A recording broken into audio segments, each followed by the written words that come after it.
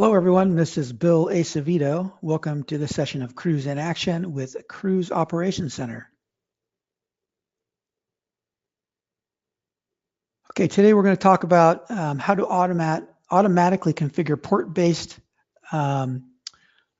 configuration based on connected MAC address when a new device plugs into a switch.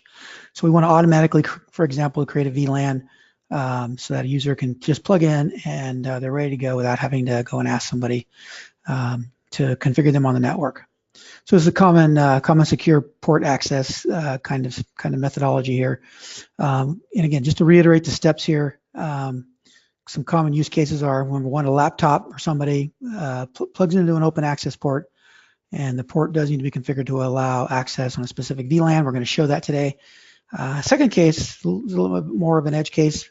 You may have a list of MAC addresses that apply to maybe some stolen devices or unallowed devices, or maybe devices you just want to know when they're trying to attempt to access the network. And so we can have the same process here where we can email notify when this happens and even explicitly shut down a port when something like that is detected. And so obviously, as I mentioned, to reduce administrative tasks, so that you don't always have to have an administrator intervene when someone needs access to the network. And so, for example, here you may have printers that someone's going to connect at some point. You want to be able to detect a list of printers, printer Macs, and just be able to plug those in and just have them work, and not have to have those automatically or manually configured. You want them automatically configured. So let's take a look about how that would get done. So there's basically two steps to accomplish this. And I do want to mention that this demo is going to show some advanced features around event processing rules and automation rules, and as well as actions. And so if you're not familiar with those, there's other videos that explicitly dive into those so you can understand kind of how those work. You'll get a little bit of a feel for it here, but you may need to review those other videos. The first part of our process here is going to be the use of a special automation rule that's going to detect a link up. So that user comes in, they plug in that link or that cord into that port. It's going to automatically generate a link up from the device that is being plugged into. That link up can trigger a special automation rule that will go out and detect the MAC address, the remote MAC address, amongst other information on the other end of that link. And then based on that MAC address and other information it collects, it will emit another event that will be filtered into another automation rule that will be our filter of MACs. So basically our list of MAC addresses, and it will say if there's anything that matches the var binds of the event for the information we've collected, then we are going to do some triggering action here. So two-step process. Let me just show you how that's going to work here. So let's jump right into a demo here. So up here at the top here, I have the automation and event processing rules portlet. And this is where we do all of our automation, our event-based automation. You're going to notice there's one link up to link config event or processing rule. There's a link up number 2 and a 2A.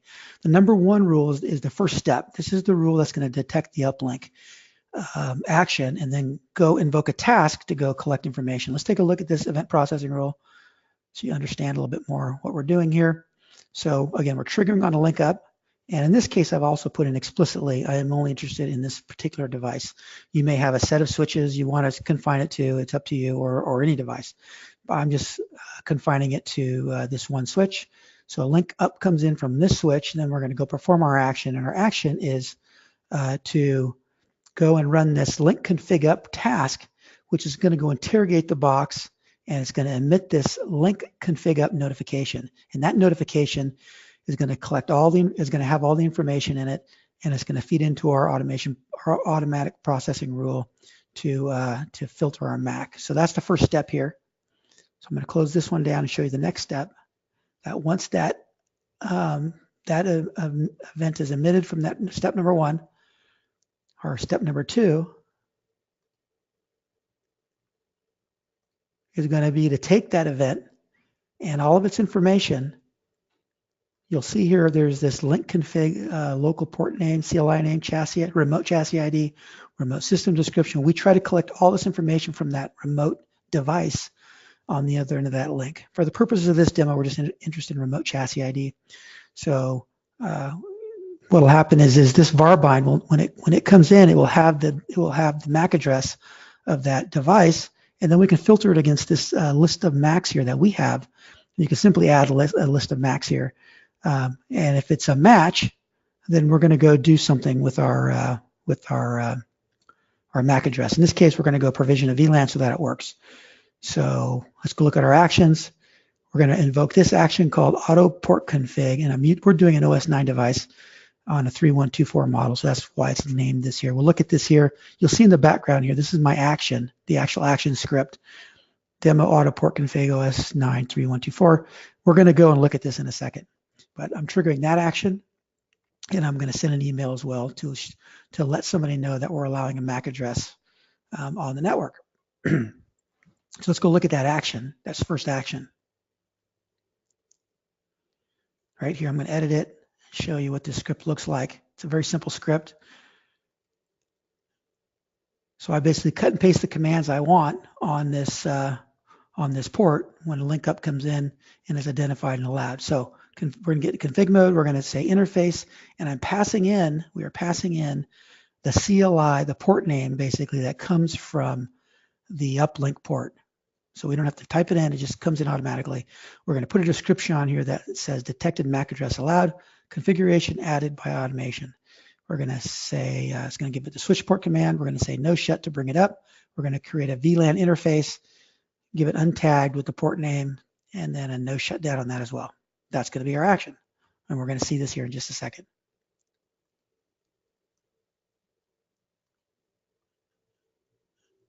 All right, so let's go ahead and trigger this process here. So let's go ahead and go to our devices here, and basically the list of ports related to that device are down here. And what I'm going to do, first of all, I'm going to show you what's on that port, just so you know how we start. I'm just running another command here, another script that just goes and interrogates that port. So let's just say execute here. I put 4005 in there because that's the action in the event processing rule. That's the port, that's the VLAN I want to configure, and that's what was configured here. So in this script, this is just a diagnostic script. I basically ran a show run interface on this interface to see what it is, and basically no IP address, no description. It's in shutdown mode. Then I have a show VLAN in here to show you there's no 4005 configured.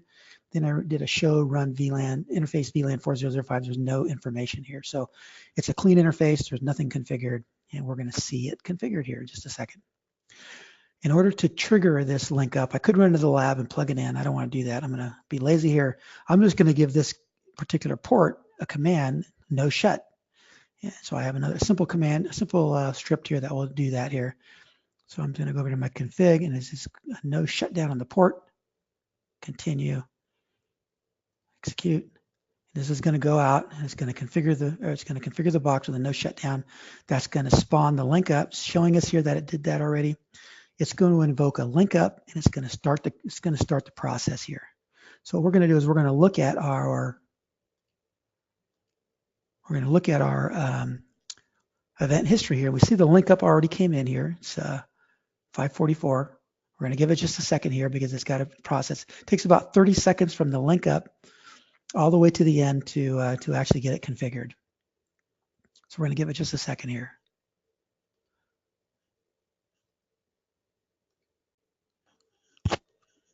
Okay, it looks like we're actually done already. So let's take a look at what happened here. So we've got our initial link up here came in.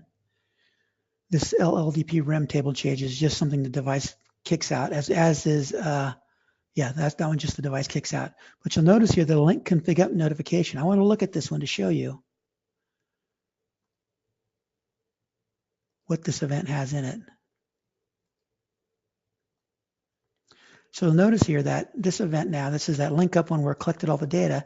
It's now got the remote chassis ID right in the var bind. And this is what we were using as our triggering mechanism for that second part of the automation. So I'm going to close that back down here. So you'll notice that the link config up came in. Then you'll see that the adaptive CLI, we call our actions, adaptive CLI here. So that's what that is. That action that says demo autoport config got run. So we got the whole process here. Link up, the event came in, we got the information from the link up notification, we ran the configuration to update the port. Well, did it really work? Let's go take a look. Let's go run that same action again to see our show our interface in VLANs again. So let's just continue here. And again, that was on port 4005. I'm going to execute those show commands again just to see what we have. All right, we're running the same commands again. Now we see that the interface now has a description on it. Detected MAC address allowed, configuration added by automation. We are now in no shutdown mode. We run our show VLAN command. We see that 4005 is now active. We do our show run interface on that VLAN. We see that we now have a VLAN interface.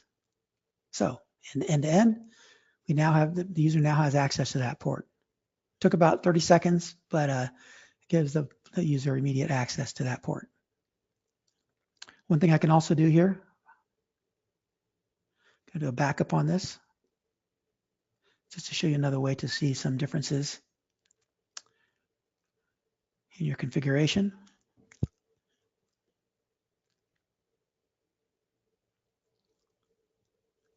So let's just back up the file and we'll do a quick comparison to see if our, so hopefully between 3 and 4 here is where we had a change here. Compare selected. And we see here lots of changes here. Let's see if we got my VLAN.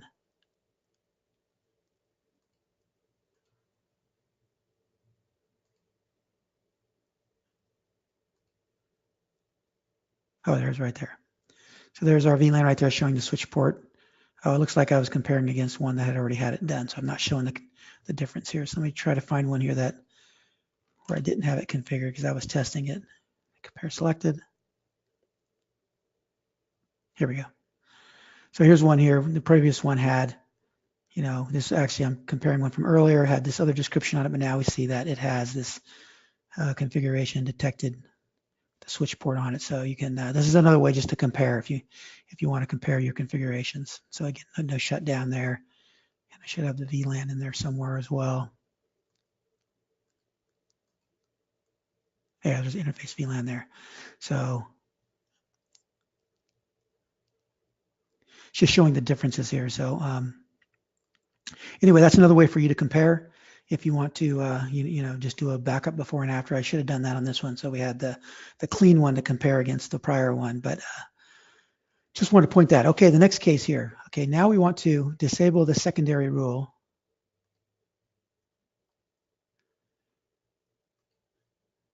Because we're going to do another test. First of all, I need to clean this up. So you're going to see some more actions in actions in action here. So I'm going to go and configure, and I'm going to remove that VLAN.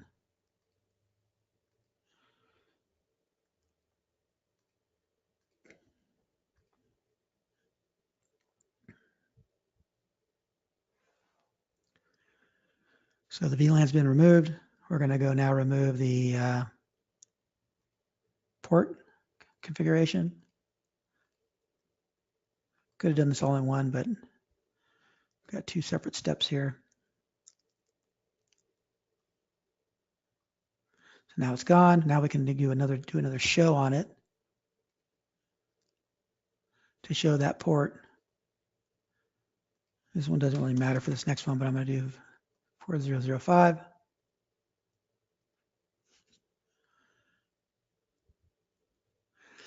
And so now we see that there is we're back to no IPS, no description. It's in shutdown mode. There's no VLAN and no VLAN interface. So we're in a good state here. So this case is the security case I was talking about. Go over it one more time. I'm going to enable this one. 2A here. When the link, when the notification comes in, this time we're still filtering on the same MAC address, but what we're going to do is we're going to send a command just to shut down the port, although it's probably already shut down, so it's not really going to help us here, but just to give you an idea. But then we're going to send an email. Oh, that's what I didn't show you on the last one. I'll show you the last one as well before we move on to this one. But we'll send an email mentioning a restricted MAC address. So let's just save that. Go back up to here's my original email for device allowed. So I was able to send this email saying the MAC address was detected, the device was at device access, and it's giving you the exact device, so you can locate that on your topology in our product if you want, and so you can find out where that person or whoever it was that accessed it. Basically, access was granted at this time, and the VLAN was 4005. And then these are the VAR-bind information from that event. So you get the email address, email notification as well. Okay, so now we're going to do the same thing. We're going to trigger a link up again.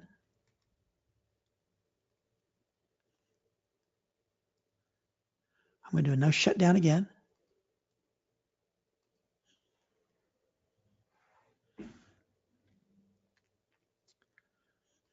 Close this. So we saw that's our link down from when we took it down.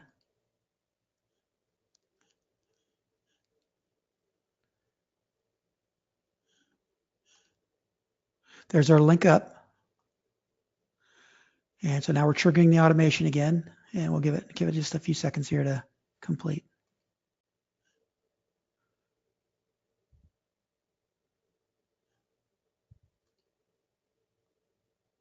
Okay, looks like we're done already. So you see here, the link up came in, various internal traps. It was a adaptive CLI success notification on the no shutdown. So we know that ran as well to basically shut down the port. So let's go now look at that port. I'm sure nothing's changed because it was in no shutdown already. Let's go ahead and back it up. We'll do a comparison again.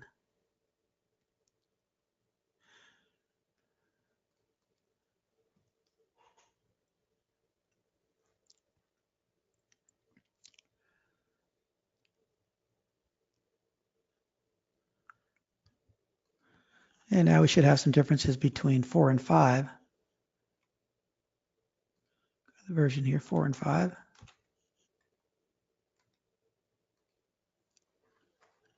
So here we see port 2.10. Now we have a new message on it, restricted MAC address detected. Admin has been notified. Port has been shut down. Admin has been notified. So there you go. It worked. And let's see if we have a new email on this.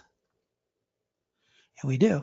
So here we have restricted MAC identifier has been detected, access attempted at, and that's the time, and it's giving you the MAC address here again, and then the devices as well. And so there you go. That's how.